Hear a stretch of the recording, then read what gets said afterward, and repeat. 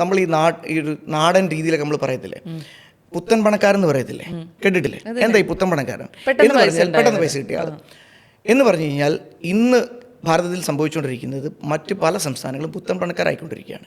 അതിൻ്റെ അർത്ഥം കേരളം 1950 കേരളത്തിൻ്റെ സാക്ഷരത എത്രയെന്നറിയാമോ? 50% മുകളിലായിരുന്നു. 1950-കളിൽ എന്ന് പറഞ്ഞാൽ അന്ന് കേരളം എന്ന സംസ്ഥാനം രൂപീകരിച്ചിട്ടില്ല, ഇവിടെ ഒരു പാർട്ടിയും ഭരണത്തിൽ വന്നിട്ടില്ല. 50-കളിൽ 50% കേരളത്തിൻ്റെ. അടിച്ചു നോക്കാം, ഞാൻ വെറുതെ പറയുന്നൊന്നല്ല. അന്ന് ഉത്തർപ്രദേശിൻ്റെ അടിച്ചു നോക്കണം, 10%.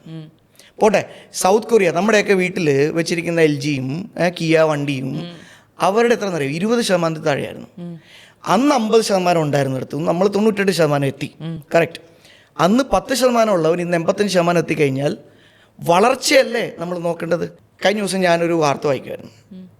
തമിഴ്നാടും ആന്ധ്രാപ്രദേശും തമ്മിൽ അടി. എന്തിനാണ്? ഗൂഗിളിൻ്റെ AI ഹബ്ബ് ചെന്നൈ വരുമോ ഹൈദരാബാദിൽ വരുമോ? ഇപ്പോൾ സുന്ദർ പിച്ചൈ ആദ്യമേ കമ്മിറ്റ്മെൻറ്റ് കൊടുത്തു തമിഴ്നാട്ടിൽ കൊണ്ടുവരാം. പിന്നെ അദ്ദേഹത്തിന് മനസ്സിലായി ആന്ധ്രയാണ് കുറച്ചുകൂടെ പറ്റും, ആന്ധ്ര. നമ്മൾ റേസിലേ ഇല്ല. ഒന്ന് ആലോചിച്ച് നോക്ക്. ഒരു AI ഹബ്ബ് വരുന്നതിൻ്റെ കാര്യമല്ല, ഒരു AI ഹബ്ബ് വന്നാൽ എത്ര തൊഴിലാണ് ഇവിടെ സൃഷ്ടിക്കപ്പെടുന്നത്?